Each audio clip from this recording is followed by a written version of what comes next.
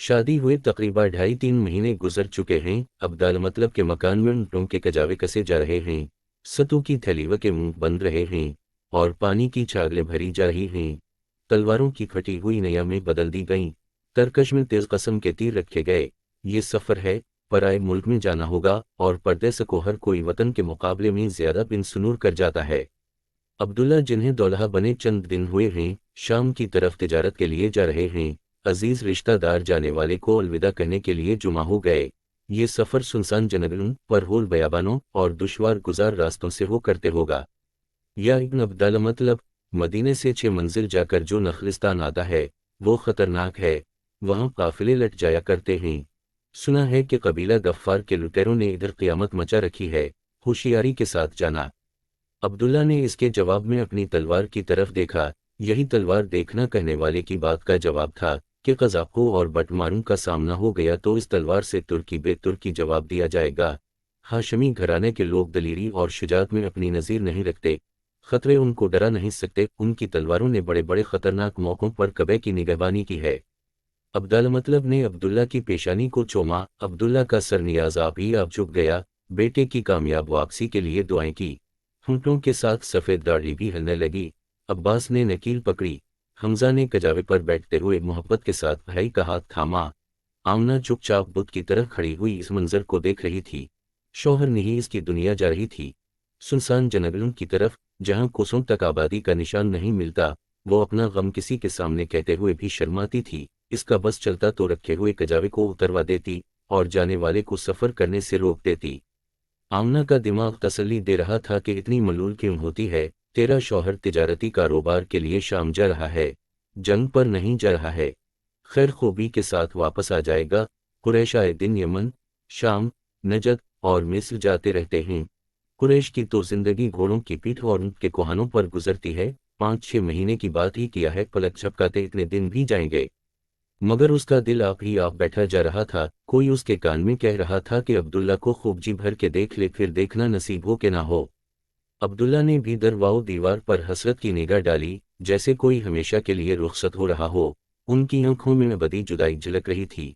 देखने वाले महसूस कर रहे थे कि कुरैश के घरानों से रोजाना लोग सफर पर जाते रहते हैं, लेकिन इस अंदाज में तो कोई रुखसत नहीं हुआ करता। जुदाई का ये मंजर और मुफारकत का ये समा है ही अजीब सा। रब काबा अब्दुल्ला को आफियत के साथ वापस लाए। जिस तरह हम आज इसकी पीठ देख रहे हैं, कल इसका मुंह भी देखें। अब्दुल्ला जब मक्का की गलियों से गुजर रहे थे तो बाजार के मोड़ के पास ही एक खुशपोश मकान के पास कुछ औरतें खड़ी थी। उनकी बातें उमसाद ये आमिर का चहीता फर्जंदी अब्दुल्ला तिजारत के ऊँट लेकर सफ़र पर जा रहा है। उसके बाप का नाम अब्दुल है, सैयद अल अकरीश, मुक़द्दस कबे के दरबान और तुम। बात काट कर अनजान कहीं कि ये तो बस गड़ियों के साथ खेलना और गीत गाना आता है। हरी नादान अब्दुल का असली नाम आमिर है और इसका लक़ब शैबा है। समझी शुक्रिया मेहरबानी लाते वहबल की सब बरकतें तेरे हिस्से में आएं।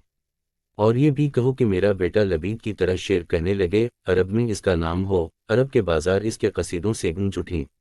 ज़बान ने नहीं दिल ने कह दिया। हाँ तो मैं ये कह रही थी कि शादी होने से पहले अब्दुल्ला की पेशानी में जो नूर नजर आता था, अब वो दिखाई नहीं देता।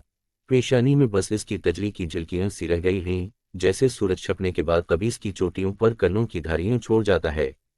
तुम्हारी बात की मेरी निगाहें तस्दीक कर रही हैं, मुझे भी अपना हम ख्याल और हम निगाह समझो, तीसरी औरत ने कहा।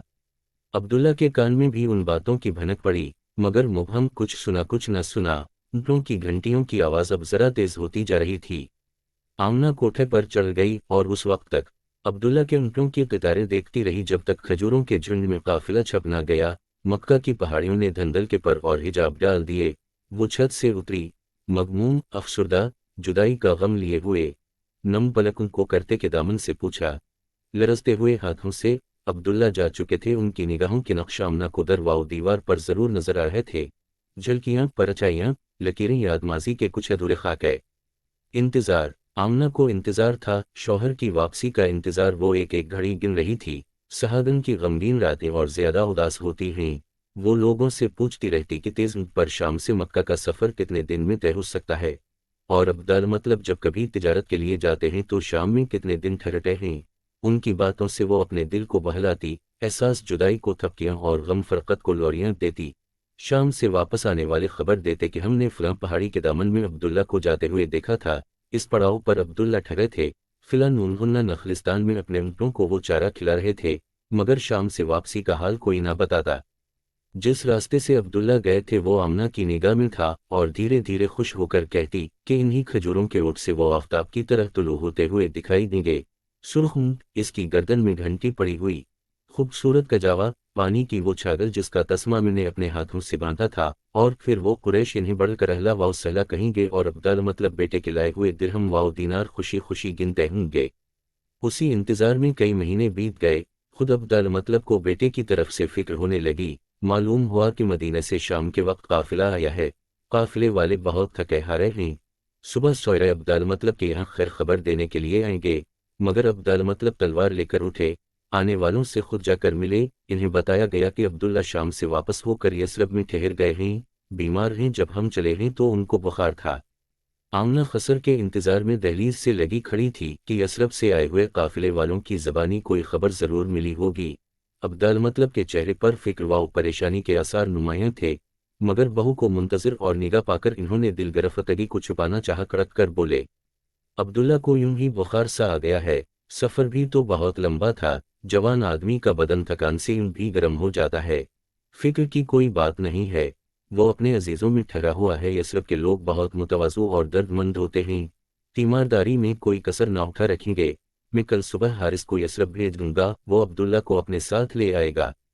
بیماری کی خبر پا کر امنہ کا کلیجہ دیگ سے ہو کر رہ گیا۔ وہ بیمار ہو گئے، یثرب میں ہیں، یہ الفاظ اس کے کانوں کے پردوں میں چھپ کر رہ گئے۔ ایک زبردست دھچکا سا لگا، آنکھیں خشک تھی پر دل رو رہا تھا۔ اسی حالت میں ٹہلنے لگی، غم کے بوجھ سے وہ دبی جا رہی تھی۔ رہ رہ کے 10 وسوسے ذہن میں آتے تھے۔ امید بندتی تو انکھی چمک اٹھتی، اور راز ٹوٹتی تو چہرے پر دھندلی چھائیاں سینہ مدار ہو جاتی۔ اس کے تصورات کا ایک پاؤں دریا میں اور دوسرا ساحل پر تھا، امیدوں کی دو چاؤں سی۔ بی سہاگنوں اور دلہنوں کو اس زمانے میں غم نہ کرنا چاہیے، یہ نازک دن ہنسی خوشی میں گزارنے چاہیے۔ کنیز کے اس کہنے سے امن کے چہرے پر شرم و حیا کی سرخی دوڑ گئی۔ مگر وہ بیمار ہیں، پردے سے ہے اور آمنہ کی بات پوری ہونے سے پہلے کنیز جھٹ سے بول پڑی، تندرست آدمی ہی تو بیمار ہوا کرتے ہیں، اس میں دل تھوڑا کرنے کی کیا بات ہے؟ میرے بڑے بھائی بیماری دور کرنے کا عمل جانتے ہیں، میں ان کے پاس ابھی جاتی ہوں۔ انہوں نے یہیں مکہ میں بیٹھے بیٹھے منتر پڑھ کر یثرب کی طرف دیا تو چٹکی بجاتے بیماری جاتی رہے گی۔ لات وسیع ان کی سنتے ہیں اور ان پر بہت مہربان ہے۔ عبداللہ مطلب لوگوں کے جھگڑے چکانے اور ضروری باتوں میں مشورہ کرنے کے لیے دارالندو چلے گئے۔